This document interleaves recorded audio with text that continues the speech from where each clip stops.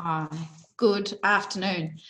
I'd like to begin by acknowledging that I work on the land of the people of the Kulin Nation and pay my respect to their elders past and present and to their emerging leaders also. And I extend a particularly warm welcome to any Indigenous people who are with us this afternoon. My name is Pip Nicholson and I'm the Dean of the Melbourne Law School. Today we're discussing leading people, balancing compassion and performance. And I'm in conversation with Anthony Kearns and Andrea Bell to explore fundamental assumptions and practices that are preventing lawyers from adapting to the emerging needs of their colleagues, their clients, and ultimately the way the law is practiced today. Let me first introduce Anthony Kearns, who is currently the Chief Client Experience Officer and Practice Group Lead Consulting at Landers & Rogers. Anthony describes himself as a humanist and pragmatic optimist who believes the future value of the legal profession lies more in our humanity than in our technology. Anthony works with General Counsel to enhance the performance of their legal supply chains. Anthony also describes himself as a recovering lawyer who has held executive leadership roles in financial services firms, international engineering firm, and a global law firm. He helps lawyer leaders create thriving human systems characterised by sustainable high performance, continuous adaptation, and emotional maturity.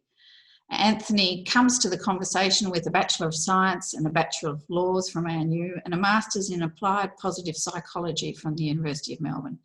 He's also studied design thinking at Stanford and worked with a number of schools, including Harvard Centre on the Legal Profession, to develop innovative programs to enhance the human performance of lawyers. Let me now turn to Andrea Bell. Andrea is the Chief People Officer at Ashurst. Andrea has spent over 24 years working in law firms, including Mallisons, Freehills, and Herbert Smith Freehills.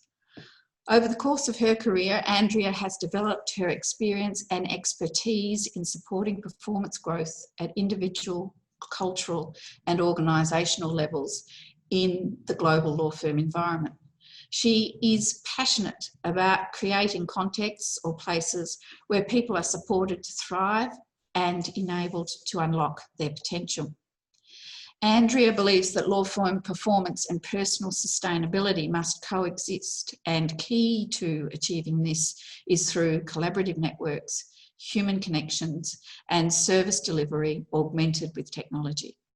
Andrea has for many years led HR and also organisational development and learning teams. She has a Bachelor of Sciences Psychology and a Master of Commerce Human Resources and Organisational Development degrees from the University of New South Wales and is accredited in a range of psychometric leadership and cultural tools. Welcome to you both. Welcome, Andrea and Anthony. Thanks, Pip. Thank you, Pip. I want to kick off by a comment and then take us straight to the question of models of professionalism about lawyers. Each of you works on one view, crudely put by me, to develop or enhance wellbeing and performance for individuals, teams and firms. And you work also looking at cultures, and that could be in-house or it could be within the firm environment, and adopting a really broadly framed behavioural approach. And your work is obviously informed by psychology and organisational development. So harnessing those backgrounds and the breadth of your experience, what are the prevailing models of professionalism among lawyers? And Anthony, I'm going to start with you on that one. Well, if you look at how lawyers behave and how they particularly behave in the context of the client relationships, you would say that they primarily value the following things in their model of professionalism.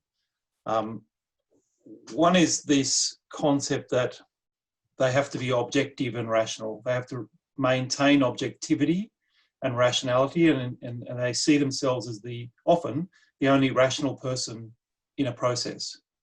The corollary of this is that they retreat, or they're not comfortable with strong emotions being part of that model of professionalism. So when you start to achieve that model of objectivity and rationality, emotions become somewhere between neutral and dangerous in that process. So strong emotions in particular, and even strong positive emotions, are seen as inconsistent with the model of professionalism.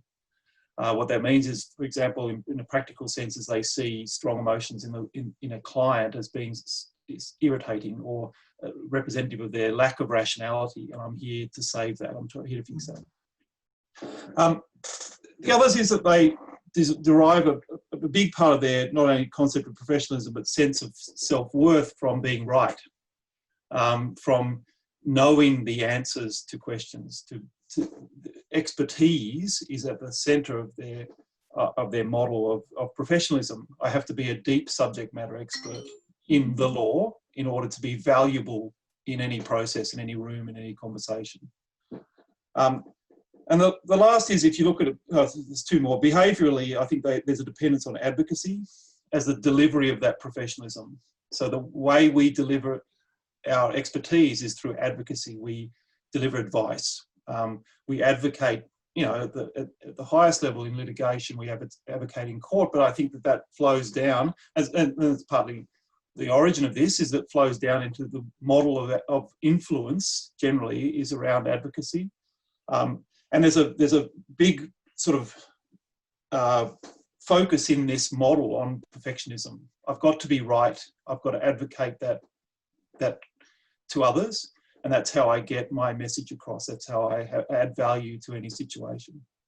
So they're the elements we've been thinking about in the context of this lecture, but for many years, thinking about what are the implications of that as a working model of professionalism, and where is it under stress? Where does it let us down? Because it's served us very well as a profession up until this point. But I'm starting to see that there's cracks in the application of that model, particularly at the client interface, and Andrea will talk about it, the people interface. Yeah, and it's interesting, the three of us had a conversation last week, and in the course of, in fact, actually only on Monday, it was this week, and in the course of that conversation, there is a question for a law school about the ways in which they contribute to or start to ground those prevailing models or reflect those prevailing models in both their assessment, their attitudes and practices around assessment, but perhaps also more broadly looking at curriculum. But I want to shelve that, although I do think that's an interesting conversation to have at another time, and turn to you, Andrea. If you broadly accept Anthony's characterisation of the prevailing models about lawyers, and feel free to critique it, but if you do broadly accept it, how do you see this manifest in law firm culture? What does your insight and experience tell you is the corollary of that characterisation? I think probably the most fundamental thing is the overvaluing of technical expertise and the undervaluing of the emotional intelligence and some of the other capabilities that I think are critical to the skill set. And I think that, from the minute people walk into a law firm as starting their career as a young graduate, there is a huge amount of emphasis placed on technical expertise. And I think to a degree that's rightly so. I think there's a huge amount of value in this technical expertise, but I think a lot of the messages that people are getting within a law firm is that you hold this technical expertise out in front of you. It's sort of the badge of honour. It's your entree into the room, where in fact the real power from it becomes this very powerful set of knowledge that I actually put in my back pocket rather than have out in front. And paying attention to a whole host of other things becomes really critically important. And there's not a lot of messages that help you understand that as people join law firms. And I think, looking at some of the things that I've done over the years, where we've introduced programs that have included things like the use of a tool like Mesquite, for example, that measures emotional intelligence and gives people information about where they have strengths and where their abilities lie in these sorts of areas. And often having lawyers say to me, I can't believe that it's only at this point that I'm starting to learn something like this, and how incredibly powerful would it have been to have learnt this earlier. And I think that there's a huge amount that if you sort of think about cultures being around what do we build, conviction and understanding about when people enter our organisations, and what are the sorts of role models that we talk about, and what are all the systems and processes that we have within our businesses that help people understand what's actually going on here and what's important here. In many cases, they're very heavily slanted toward the technical knowledge and the continuous accumulation of technical knowledge and the perfect execution of technical knowledge, even though there's more and more evidence as we deal with our clients and listen to feedback from our clients that it's really the starting point, it's your ticket to play, and it's all these other things that are so critical to your success. If we accept, and we do, you're the expert, the characterisation of that culture in that way, are there then particular types of conversations that become difficult? And I'm thinking in particular of career development conversations. Do they become conducted in a particular way? I mean, I think one of the manifestations of this is that there is a very strong preference to walk into rooms and have conversations where I know what the answer is. And I also know what I can tell you will happen next. And I think career conversations are just never going to be in that space, are they? You know, that there's so many things that will happen. We can never make any guarantees. It is an exploration that you need to do with somebody where you're actually, the greatest value that you can add is ask questions and give some guidance. And I think not being able to control outcomes or control what the answer is, or control how somebody responds to you about the insights that you share.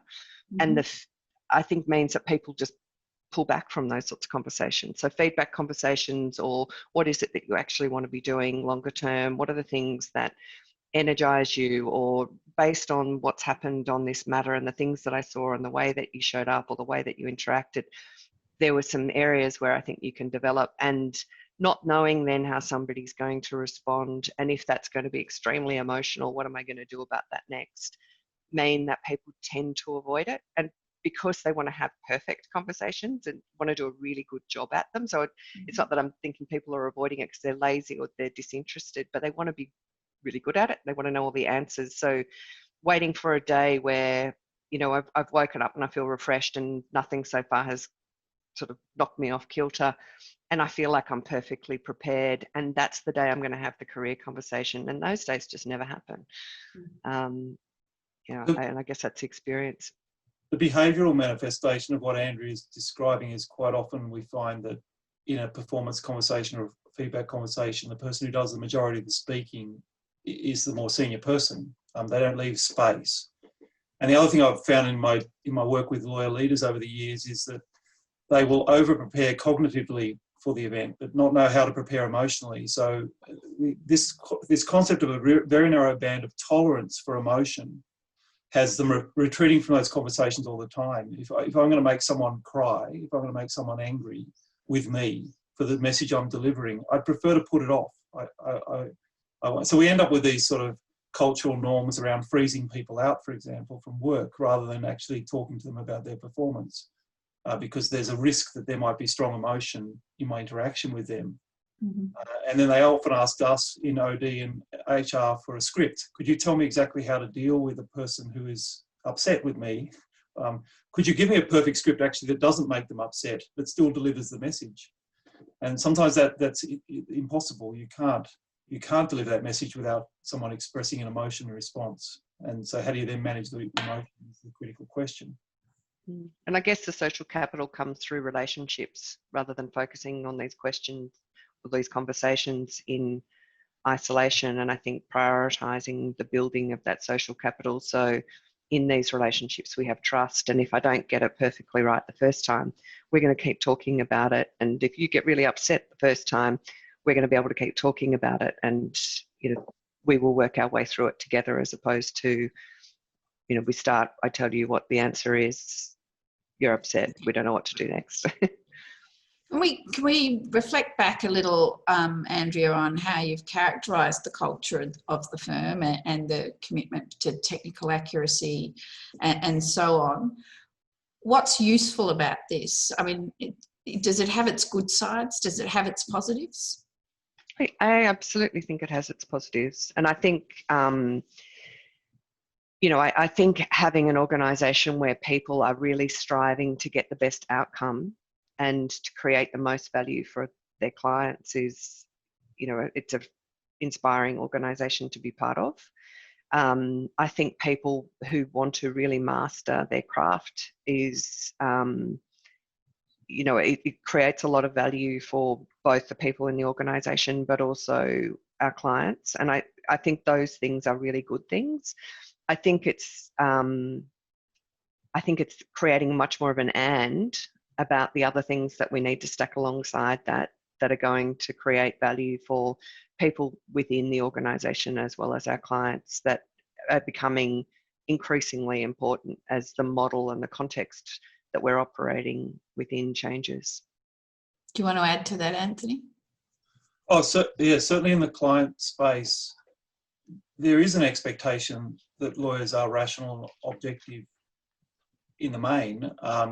And if you were to completely depart from that as the way in which you showed up, you would disorientate the clients. I mean, the clients are often looking to you as the objective observer of the situation and the objective counsel.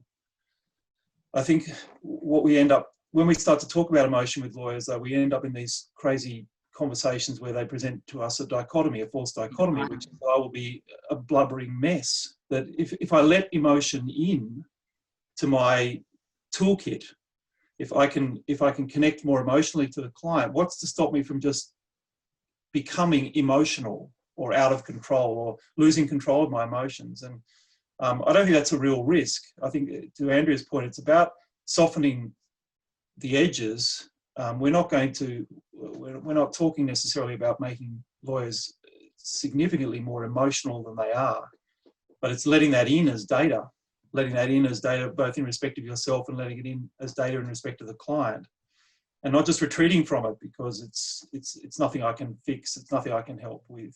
I just need to wait until they calm down and I can talk to them. So yeah, in the client space, this is critical. Is this accepting emotions as data, not as something to avoid or to retreat from. So part of your answer then is obviously that clinical, dispassionate and accurate advice is valuable, and it's something that a client seeks from their legal counsel. But you're also highlighting the limitations or the problematic ways in which this model of conduct and model of more broadly based cultural norms impacts the profession. Do you want to talk a little more broadly about that? Well, it's like anything that you hold on to too tightly, it becomes narrowing, particularly as the world has become more complex, particularly through the eyes of the clients. So it leaves us out of conversations because the role of objective advice, which is perfectly correct, has now been acknowledged in the market among our clients. And I should have pointed out at the beginning that Andrea and I both represent a large firm model of this, right? We've both grown up in a large firm environment. We're obviously, there's a broad church of lawyers working in lots of different fields, fields where compassion is incredibly important. I think about some of the human rights the human rights lawyers and the social justice lawyers and the discrimination lawyers. I mean, they can't avoid situations where there's very strong emotion. So we've got quite a commercial frame on this, I guess. But the clients really are starting to question how relevant and how frequently they need that service that is a dispassionate, perfectly correct answer to a question. And I often say that the legal profession and our whole of career education prepares us to solve the complicated. It doesn't adequately prepare us for the genuinely complex where we don't know the answer. We don't even at this stage know the question. And at this stage, I worry that lawyers, because of this model of professionalism, are being excluded from those conversations until the problem that's complicated emerges. It would be a shame if we're excluded from that genuine complexity, because there's so much of that now in what clients are trying to solve. And solutions are iterative and they don't lend themselves to just a single application of expertise, those sorts of things. I think just listening to you, Anthony, I feel the need to clarify that I actually think that being able to solve problems and to give really, critically thought through advice requires, I think, the analysis and the understanding of emotion, being able to collect information about the emotional, from the emotional data that you also have access to, and building that into your problem solving, and recognizing that there might be another area that you need to go and understand more about. So I think it's really important not to think about them as a dichotomy, that actually, in order to be able to give technically accurate advice, you often need to be able to be skillful in managing and understanding and recognizing emotion to build that into your problem solving.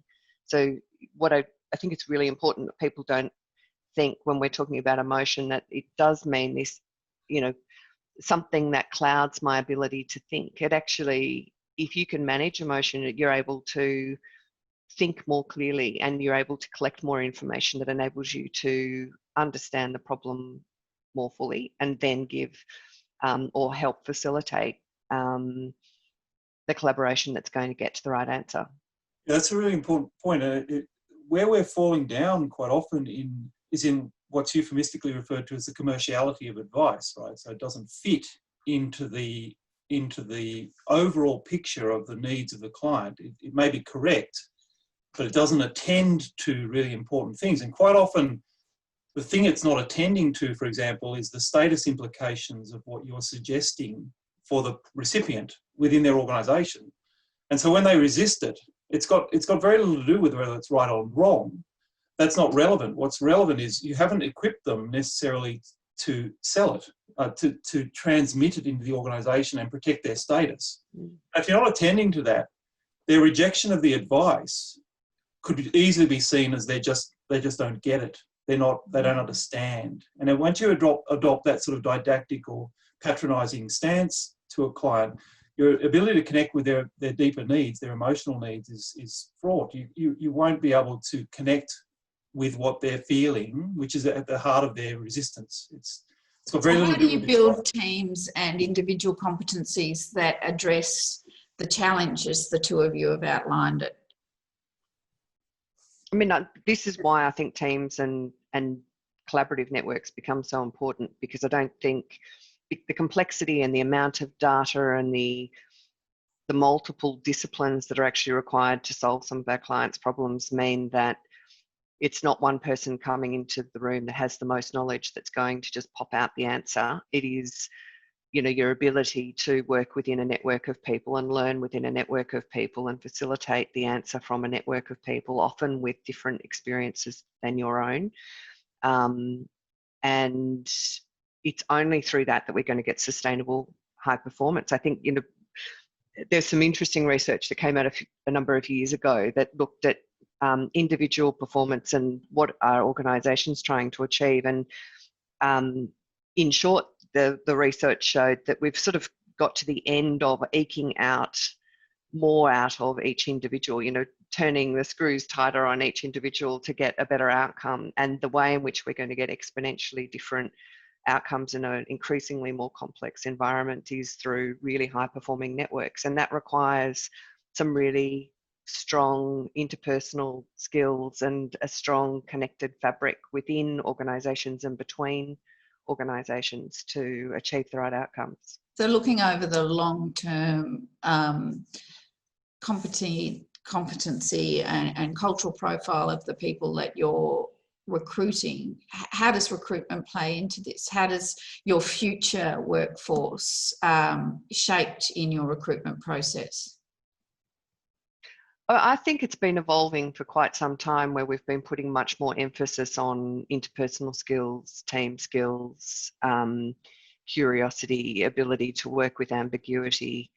I often talk about we're really looking for people with a consultant mindset, that they can bring that, they can come into a room again, they've sort of got their technical expertise in their back pocket, and then they're able to facilitate getting to the right answer through, you know, questions and drawing on the expertise of others, and those sorts of things become really critical in recruiting. And to some degree, you know, you can use psychometrics to get some data around that. We look for that in interviews. We look at that, and when people start to join us in clerkships and as paralegals, to see whether or not they've got that more rounded skill set. And I think with emotional intelligence, it's absolutely developable. And I think that's one of the reasons we started to use Mesquite quite a number of years ago, because it actually helped lawyers get data on their emotional intelligence, which they found helpful to think about it in that way. And then, how do you define emotional intelligence, Andrea? So, well, the Mesquite tool has 4 branches. So it's recognizing, understanding, using, and managing emotion, and it's within yourself and it's with others. And I think that within yourself part is critical to sustainable success in your career. And I also think, you know, if I think about, I've often talked about emotional intelligence being really important, because I think if you join an organisation, you've got personality, which is relatively set. You've got values, which do change a little bit over time, but they're quite core. And that sort of flexible edges that you can create for yourself and influence your environment are your ability to sort of master these 4 areas of capability. And they really are developable. So I sort of think, one, we're looking for people that have it, but also we're looking to build that into development programs from the minute people walk in the door. Can I ask another question around, flux might be too strong a word, but the trajectory for change within work practice within firms?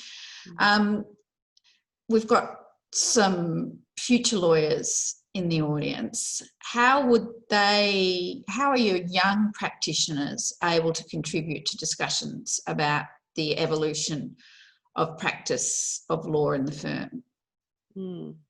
I think the time's better than ever for young lawyers coming into the profession, because there's been a shift in the leadership of many firms to listen to them more closely.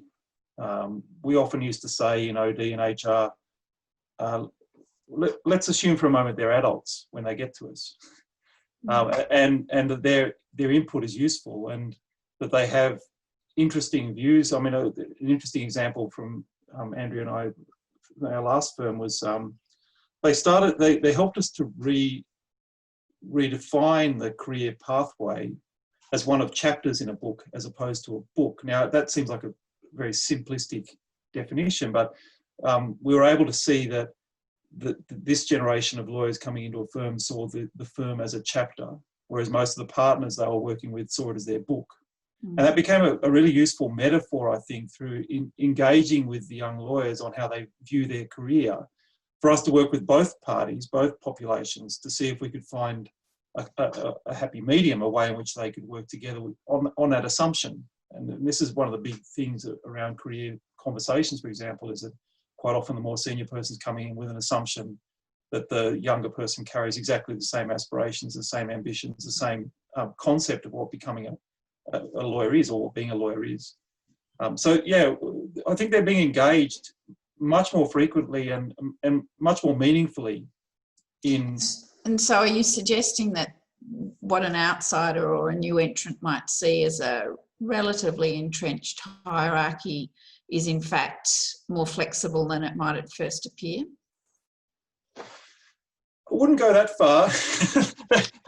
That might not be. Just checking. That might not be adaptive. There are still strong status networks within law firms. They remain largely hierarchical, and on the whole, what is respected is still this model of professionalism, which is one of compliance, delivery, accuracy, lack of emotionality. There's still things that I think I would say are still the predominant cultural norms. But increasingly, the leaders of law firms in particular are becoming much more curious about the experience of young lawyers and what they can add to the development of strategy, for example, or particularly around people strategy. Andrea's done some amazing work in the last 2 firms around engaging that population. to understand what they see as the path through this thing that we call a law firm. Do you want to speak to that, Andrea? Yeah, I think that, I mean, I think some of the work that we've done over the last few years is now just going to be on steroids through this period where you know, I joined Ashurst at the end of last year into a global role where I expected to be on a plane every 6 weeks, very conscious about getting to every office and getting to really meet people and understand people. And I think over the last few months, I probably met more people than I could have possibly have done if I was going somewhere physically. And we've created a whole lot of online jams, and we're doing a whole lot of work around, we've done some work around capturing the insights of COVID-19 and the way that we're working and how do we build those in. We're about to embark on a fantastic piece of work around defining purpose and becoming really clearly purpose-led as an organisation. And in fact, the way in which we're being forced to work through this period creates forums where it's easy to get lots of people involved. It's really easy to have big conversations with people scattered around the world. And the online forum, I think, flattens the hierarchy, and, you know, we're all faces on a screen the same size. And, you know, it's been amazing to see people speaking up in these sessions and co-creating. And I think that the more that firms start to do this, the more they start to hear the voice. And probably the young lawyers become the loudest voices because they're most savvy on these sorts of platforms. And you sort of then luring partners in to say, actually, you've got to be part of this conversation. They're extraordinary, and they get there and they get comfortable. But by this stage, our young lawyers, it's their voices that have taken up the most space. And that's a really interesting dynamic in firms at the moment, which I think is going to be a real a shift for the way that we continue to shape our environment. So then my hope is that you bring people in that are going to be really both empowered and equipped to be part of those conversations and really take up that role. You know, I've been thinking about the graduates that started in March, and I caught myself thinking, gosh, these poor kids, they've done all this hard work. This is their time. They've joined us, they've been in lockdown, they haven't experienced an open office. They're, you know, trying to get into work in teams remotely, and thinking about how what else we could be doing to connect these guys in, and it's harder for them to hit the ground running as fast on the technical learning. And then thinking about this session today, I was thinking, well, why am I even thinking this? Like, we could actually be doing all sorts of really interesting things with this cohort that we've never been able to do before, that would accelerate all the things that I've been saying are so important today. And I think, you know, that this is probably a unique opportunity in time for our graduates to actually accelerate their development in areas that I think are just as important as their technical expertise. And when I think back over our learning as a school, both as between academic colleagues and as between the students, I think one of the really important things was to set up a bridge across those two, and to ensure that there was a continuous feedback loop about what was working, what wasn't working, how we could continue maybe to take some risks that we hadn't anticipated taking, or maybe to cease doing something we were doing or start doing something else. And so there was a new way of engaging with greater intensity than there had been previously, which is a good thing and something not to lose. So we've really talked for a little while there about the different strategies and ways of thinking of how to promote or foster or inculcate the best out of a lawyer. You've each alluded to this idea of co-creating solutions to complex problems with clients. Can we talk a little bit more about how you do that? How is that best done? Well, it's interesting because Andrea's, it only occurred to me while Andrea was speaking, and I know this is the case, these conditions often also offer up much greater opportunities for us to interact with clients if we're willing. So traditionally, I just keep coming back to a quote that I got from one of my clients, a general counsel of a division of an Australian bank. And he said to me, for the first time in my career, this is about 1.5 years ago, for the first time in my career, over 50% of what I'm encountering is novel. There's no precedent for what I'm being asked to give an opinion on. And I have limited time to develop the answer, and the answer is likely to be iterative. The answer is that the first thing we do is likely a step to get better quality data. It's not actually, I cannot conceptualize what the answer is yet completely. And his message to me at that time as a representative of a large firm was, if you're not in that room with me, I don't even know how to brief this yet. You need to be in that room with me to even participate in this conversation. At some point down the track, I might be able to articulate an instruction to a law firm or to a lawyer, but I'm not at that point yet. But what these conditions have meant is that room is now available to anybody who can dial in. We don't have to walk down the road to the bank, wait in reception, get let up on the security floors, go into the meeting room. Now it's accessible, and all you have to do is have the path to join that meeting. And then the mindset, I think, it's not even a skill, it's the mindset to contribute in that situation. Now, the way that the consultants contribute in that situation is that they see that their role is primarily, this is management consultants, for example, is that they see their role as primarily to facilitate the conversation until their expertise is engaged in a substantive sense. Lawyers tend not to have those skills or have that mindset. I will wait until I am needed. I'll wait until I have something valuable to say. Until the technical question is on the table. Yeah. So if we could become more comfortable in that situation of genuine complexity, then we could add value in surprising ways we really don't value within ourselves yet. But there is tremendous value for being there as a participant in a conversation like that, if you're open to the solution emerging from the situation. And technology and COVID has actually opened up those rooms. It hasn't closed them down. Those rooms traditionally were on secure floors in clients that we didn't have access to, and we had to find a way in. Now all they have to do is dial us in, and it's up to us to establish what's our value in that conversation. So there's more opportunity now. Do you want to add anything here, Andrea?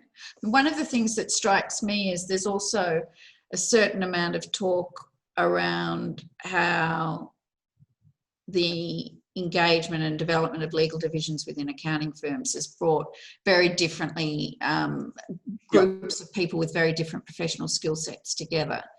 And, you know, this has been leveraged in particular ways. So that is an influence, presumably, on the long-term trajectory of the firm development model as well. It's a really important competitive threat to traditional law firms that I worry that we're not taking seriously. They're choosing the places they play. They choose the clients they work with, and they're choosing adjacencies to their current offerings. So they're quite clever about, and they're also aligning with technology. But I think the threat that they pose is they're enculturated into a different way of thinking, a different way of operating, which is this consultant mindset, this ability to go into a room in genuine complexity and sit with a client and iterate, to co-create an iterative solution to a complex problem. That's something that the best lawyers, I mean, I don't want to be too critical, that's something that the best lawyers do. I've worked with lawyers over the years who are embraced by clients for that. You know, that will sit there in a room and have amazing insights that cut through the conversation. I just don't think that we necessarily value that as the primary function, that we're there to co-create and iterate with clients. We have a model where we go there, we get instructions, we come back. And this is the other sort of component of the model of professionalism we didn't cover off at the beginning, is one of autonomy. Yeah. We go there, we get instructions, we come back, and we contemplate in autonomy that answer. The answer will come from our contemplation. That's a luxury that I think is increasingly not available. A lot of lawyers are struggling with the pace of things, but if we were to co-create and have confidence that we could add value in that conversation and not need to come back and contemplate before we advise, I think that we can add value in those situations. Can I take us in a slightly different direction, although I am tempted to loiter and discuss the autonomy connection binary and how that plays out in firms. But what is the role of compassion in realising the adapted workplace cultures that maximise performance that you both talked about? I think compassion is at the key of being really effective within networks, within collaborative networks, within teams, and as we've already talked quite a bit about, that is the critical delivery model. Whether those networks are contained within a firm, or in fact most commonly now they're a network that are a combination of people within the firm and people within the client. And I think that compassion is one of the really critical capabilities or critical mindsets that enable somebody to be really effective in that space. And I think the other thing that I would say is that I think compassion plays a really important role in sustainability of an individual, being able to have compassion for themselves and manage some of the strains and stresses that emerge at different stages of people's careers. Can one or other of you give me an insight to what you mean by compassion? Maybe describe compassion or distinguish compassion from empathy. Compassion to me is the active form of empathy, and I've already upset one of my psychologist friends in even saying that, but there is some debate in the psychological literature about the difference. But to me, compassion only manifests in action. You can have empathy for someone in isolation from them. You can be apart from them and have empathy for them. Compassion is really the active form. It's doing something to address someone else's emotional needs. It's connective. It's relational. And it's interesting because up until about 4 or 5 years ago, it was not a word that in commercial circles was used at all. It terrified managers to think and leaders to think about compassion because I'm driving performance. But increasingly it's now making its way into the leadership literature. The compassionate leader. It's critical to iteration, particularly self-compassion. And this is another thing. I mean, I don't want to keep coming back to the model of professionalism is getting, as a phenotype, is getting way too complicated. But our relationship with failure has always interested me. And partly in the law firm context is because everything we're doing is online, is developing a product which is going to the client, which is going to be charged for, which is, so there's no concept of R&D or sort of creating products like we have in other organisational settings, and the creative process is not something we've traditionally sort of embraced. And now, obviously, Melbourne Law School is one of the law schools that's embraced design thinking as part of the curriculum. At the heart of design is failure, and yet we cannot accept failure. And this is where our professionalism runs head on into design. When I was at the design school at Stanford, I got to day 3 of this thing, and I thought everything we've been talking about is completely antithetical to a lawyer's model of sort of work. And one of that is that one of those sort of clashes is around failure. And if you can't fail and accept that within yourself, you'll retreat from the process. You won't persist because I've failed. But every High Court decision, someone failed. We learn through precedent, and every one of those cases, one of those senior counsel had a bad day, right? They didn't win. The whole team had a bad day, not just the senior counsel. So we've grown up in failure, but we can't accept it in ourselves. And I think actually self-compassion is the path to compassion for others, but self-compassion is actually more critical in our profession, and particularly for well-being. Yeah. That's an urgent need for us, is to develop greater compassion for ourselves. And we might pick that up in the questions because I can see the wellbeing issue there. Before I turn to the questions that are coming through, we've got future lawyers joining us in the webinar. Can each of you give a word of advice to them sitting in their COVID-19 2020 world, looking ahead?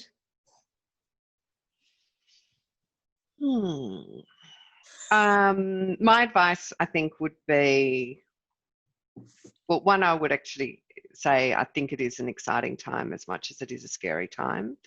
And with the disruption in the world, I think comes great opportunity. And I think starting your career with a broader view of what the capabilities and the experiences that you're looking to build those capabilities through will set you up, I think, to one, have a much richer career, but also, I think, grab the opportunities of the disruption that we're experiencing at the moment. Anthony? Maintain your curiosity and embrace what I call epistemological humility, and that is accept the fact that you're... A definition of epistemological humility, please. Oh, the old epistemological humility. I actually started using it to appear smart in a Harvard lecture, and I've been thinking about it ever since. I think part of the thing is that we expect too much of our education. We think it's actually prepared us to be a lawyer. And when you look at it, legal education really, and I don't mean to criticise you, Pip, I know...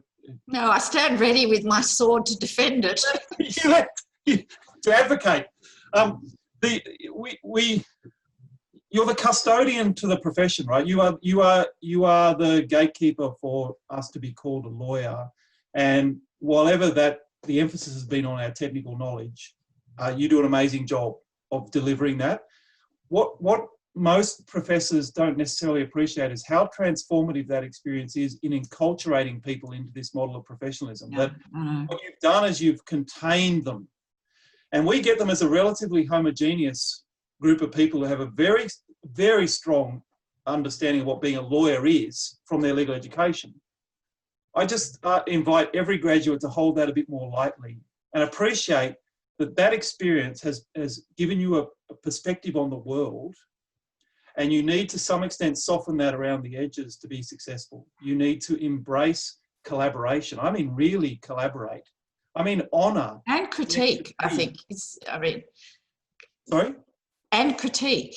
So I'm not going to take up the remaining 15 minutes in defending the slightly broader approach to legal education that I would hope we foster here. But I think collaboration and critique, you come out not only knowing what you know, but acutely aware of what you know's failings and the need to know more, which goes to your curiosity point. But look, can I take you to the questions now? Anthony, you started off with a characterisation of the profession that's provoked a question asking, are there authors or thinkers that you would suggest to someone who wanted to know more about the characterisation of the legal profession? Or if Andrea can help you answer that question back, we'll open it up a bit. I mean, a lot of it is actually from our direct observation over the years, but there are lots of authors who are commenting on the limitations of the legal profession.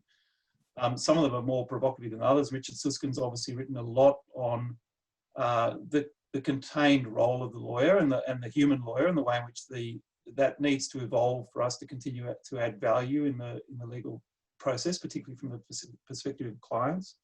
I'd have to reflect. I mean, a lot of the thinking in this is now in the US law schools as well. So my good friend Bill Henderson and I set up a company in the US called Lawyer Metrics, and we did a lot of research on the characteristics, the skills and mindsets of lawyers that actually lead to success in large firms. And there's a disconnect between what's recruited at that stage. And now that work has all been published in terms of academic publication. So I can certainly develop a reading list if you would like to distribute to the... Do that. The other thing I would just say in relation to that, though, is that is the answer going to be emerging from work on lawyers, or is the answer going to be emerging from reading about what's happening in the world of our clients? And in that sense, I would say, you know, people like Ron Heifetz on adaptive leadership, and some of the stuff Jim Collins is doing at the moment from in the Good to Great, but particularly in relation to Good to Great in relation to COVID. I think, you know, it's about organisations, not so much about lawyers. So we've got another couple of comments. As a reformed lawyer, we're totally unprepared and ill-equipped to deal with emotion and what we might bring to a conversation that leads to emotion. We are taught to judge and or be judged, which totally shuts down co-creation. I think that's a really pithy summary of the challenges as you framed it for the conversation this afternoon. Another question, do you think that lawyers have the worst mental health of all professions, as they aren't able to show up with their authentic selves and need to mask emotions, given that they may not be in a psychologically safe workplace? I mean, there's a lot of empirical research about the mental health risks to lawyers. Victorian Legal Services Board recent report attests to that. But do you think... I think it's more than just the masking of emotions that's contributing to that. And, you know, I think, and I think this is why I would say emotional intelligence is such an important area of focus, because I think it does help you create more psychological safety for yourself. Does it help you influence your own environment? And it helps you build a way of moving through organisations that supports your own sustainability. And I think, you know, organisations are working really hard to increase psychological safety. And I think the more that we have people joining us that are going to be part of creating that transformation, you know, the better off we'll all be. I was resisting answering that question because I think it implicitly puts the emphasis on the individual. And I think that lawyers are among the most, when you think about the systems we put them into, they're among the most resilient people I've worked with. But the systems themselves are not sustainable. The systems themselves, I think, promote poor mental health to a large extent. And it's incumbent on us as leaders of these organisations to fix that. We can't just say we need to make, I hate resilience programs. You know, we're going to make them even more resilient than they are.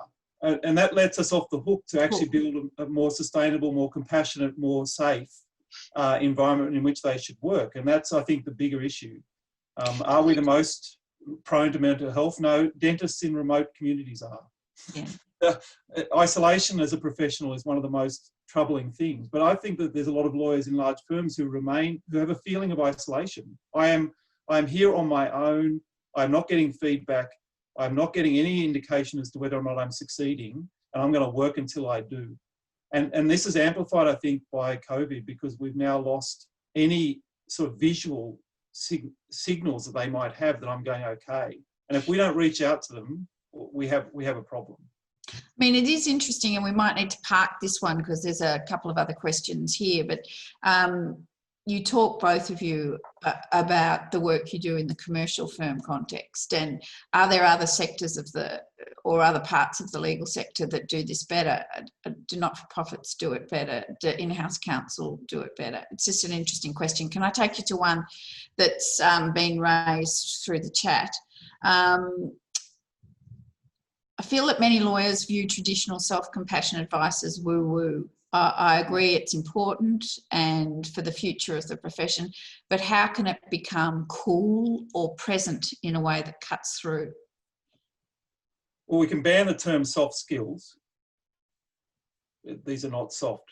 They're hard to develop, and they're hard to value in some way, and that doesn't make it any better. Yeah, but I think it's changing. It's changed in my time in trying to develop this, and I think that the in-house, what's interesting is when you work with in-house lawyers, they're in cultures that value this stuff and the development of these capabilities, and they're playing catch-up. they immediately see the value of this because they're alongside managers who've come up through a very different pathway of development around these things. And they're actually pushing the firms in many respects to get better at this. That's the way this is coming into the conversation, I think, is in-house counsel now evaluating things like creativity, compassion, all the things we've been talking, emotional intelligence, agility, are all coming to the firms through the clients. Can I ask, there's a drill down question here. How is vicarious trauma managed from a compassion and performance balancing perspective? Andrea? I'm not entirely sure I know exactly what this person's asking, but I... Feel free to add to your question, Sarah. Well, I guess one of my things that one of the thoughts that comes to mind is that I think that in supporting individuals build their career and to continue to develop, having a greater emotional capacity to understand what's going on for an individual enables you to be more effective as a leader of that team and supporting that person to continue to develop. Sort of understanding, I guess, the stuff that's going on beneath the iceberg, to use an old analogy. And I do think, you know, I sort of see that when I talk about those 4 branches of emotional intelligence, you asked earlier about empathy and compassion, and I think that recognizing and understanding emotion, I think, is experiential, and it's empathy, using and managing and, you know, sort of taking it into account as you reach out to help somebody else, I think, is compassion. And the great thing about compassion is the impact that it has on people's brains around the release of oxytocin and the actual building of, it's a renewable energy that occurs for somebody. So by reaching out and helping somebody else that's been impacted by trauma or impacted by other things that are happening in their lives and helping them through that, you build not only sustainability for that person, but you increase your own sustainability, which I think is a very cool thing. So in making those comments, you're really coming back to that question of the value of compassion in managing performance. Yeah, but there's also a risk, which I think is inherent in the question too, which is, you know, there's a lot of research around what's called compassion fatigue in the caring profession. So in the nursing profession, psychologists, therapists, there is a real issue with compassion fatigue, and that is that you actually internalise the emotional difficulties of others, and you, to a point where you cannot detach, you're in it. I think that's what they mean by vicarious trauma. I assume that's what they mean. And that's where our commercial framing around this conversation is probably a limitation. If I was working with legal aid or human rights lawyers, I would be worried about the degree, or even personal injury lawyers working for the plaintiffs, which is what I did when I first started my career. You can see how that could quickly become a burden that you can't manage. And this is why I think these two things go hand in hand. Without an emotionally agile or emotionally intelligent culture where we can support people through that, and we saw this, for example, through evidence taking in some of the Royal Commissions around the bushfire, for example, you need to build support mechanisms around those people who are doing that work. And I think that comes back to, do we as firms value their emotional well-being sufficiently to invest in, say, care for people who are doing that work where they'll be exposed to vicarious trauma, the acceptance of other people's emotions to a point where it's unsustainable for them. That's really, really important. Do I think that we're at risk of that in general as a profession? No, because we haven't really, we're only talking about the first step towards accepting the emotional journey of others. In most cases, we're talking about it in a commercial context. But the question is valid. There is a risk in this, that you will end up assuming their emotions, that you will end up, it's unsustainable in your practice. We need to draw our discussion to a close. Can I thank Anthony Kearns and Andrea Bell for a wonderful conversation. I really felt almost participant and a voyeur in the conversation, which is a lovely place for a chair to feel. Thank you both. Thank you on behalf of those who've attended the webinar. There will be more webinars looking at this critical issue of leadership for law and lawyers. But in the meantime, may you all have a great afternoon. If you're in Melbourne, I don't think you'll be moving around much. If you're in the rest of the country, may you really enjoy moving around a great deal. So all the best to all of you. Take care. Thank you. All right, thanks, Pip.